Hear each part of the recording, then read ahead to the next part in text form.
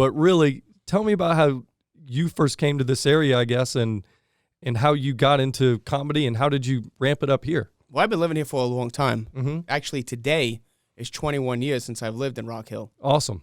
Yeah, I got here October 30th, 1999. It was a Saturday afternoon, probably around like 1 o'clock that afternoon. Yeah. And, of course, I knew I was in a different place right away when people waved to me that I don't know. Right.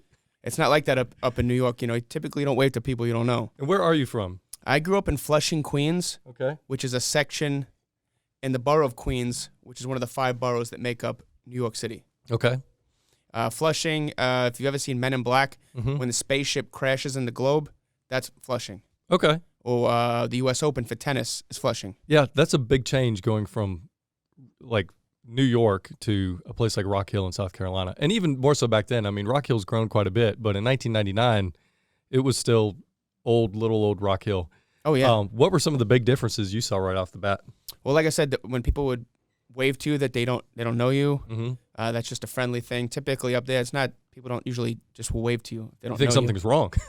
Yeah, it just doesn't, it's not as common. Uh-huh. So that was different.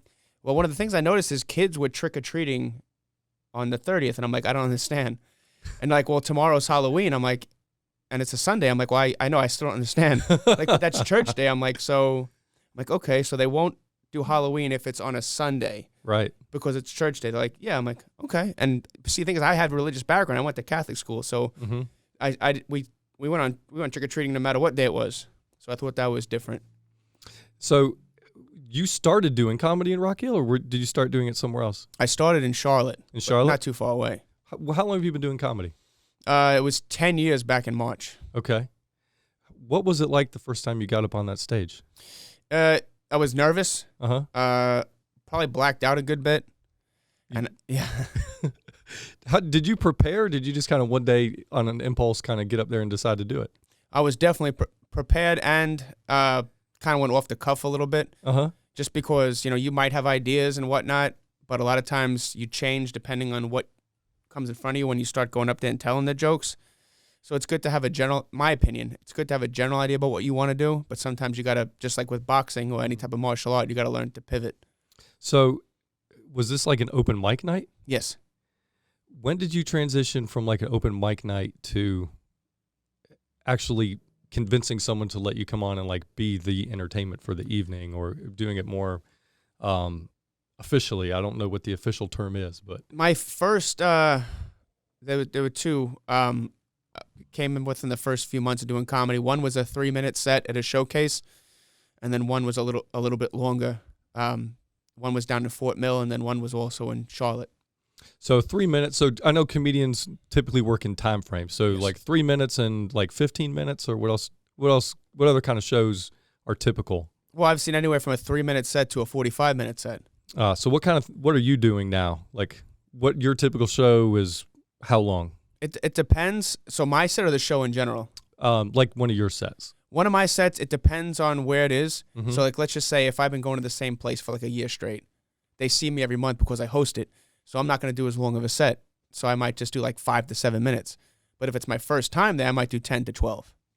So why do you think the South in general and North and South Carolina tend to be ignored by other comedians? Well, actually, believe it or not, Charlotte is starting to become pretty well known for comedy. Really? Yeah, there's people from New York coming down here, people from Atlanta coming up. Do you think maybe historically that wasn't the case?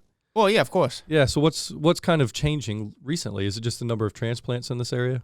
Yeah, it's a lot of people coming down in this area, or just more and more people doing comedies. It's become more and more attractive.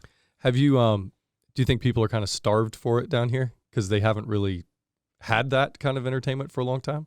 Probably, yeah.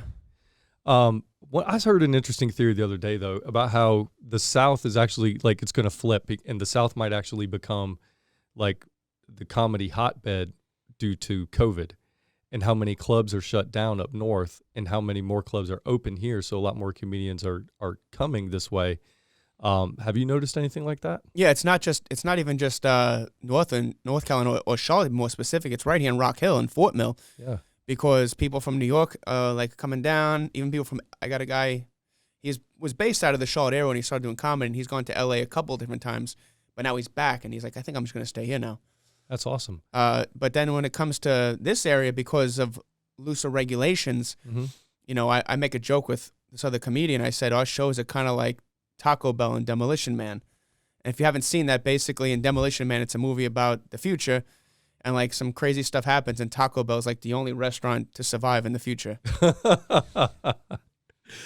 Do you have a hard time getting other comedians to come to Rock Hill? No, since for a while there, you know, depending on the situation, but now because a lot of stuff's not open, even the comedians that wouldn't normally come out to shows more are coming just because they want to see comedy. So when you say, hey, we have a show in Rock Hill, they don't say, where? No, Like, what is that place? No, they're more into it now. They know about it. That's really cool. So tell me a little bit how you put your shows together and how someone can find them. So, like I said, I was doing comedy for about a year or so, mostly in Charlotte, but a little bit at the Fort Mill Comedy Zone when they had one. Mm-hmm. And then one day I'm like, you know what? I want to expand. So I just happened to ask somebody who owned a bar in Rock Hill. I'm like, hey, can we do comedy here? And then it just kind of grew from there. You just basically go up to someone who owns a bar or a restaurant or anywhere specifically and say, hey, look, you have a business and I like to do comedy here. Can I tell you more about it? Does anyone ever say no? Yeah. Some people have felt it's not a good fit. Yeah. That they like to we're just a music place or we're not even a live entertainment place at all. Mm-hmm. So then if someone says yes, like, what do? You go reach out to other comedians? Do you have like an inventory of comedians that you normally reach out to? Absolutely. A group of people that you normally work with? Absolutely. So, I mean, I give almost pretty much anybody a fair shot if I feel like they're putting work in and I feel like they'd be ready to get on a showcase. Mm-hmm. So it's kind of like boxing. You know, you spar. That's kind of like what open mics are. Mm-hmm. And then the showcase is an actual fight. So Mm-hmm. when I feel somebody is ready to get on a show, I'll be like, hey, would you like this opportunity? I do like to stick with a certain group of people in the beginning, though, because if it's my first show there, you want to make sure it's one of the best ones because if it's bad, you may not get invited back.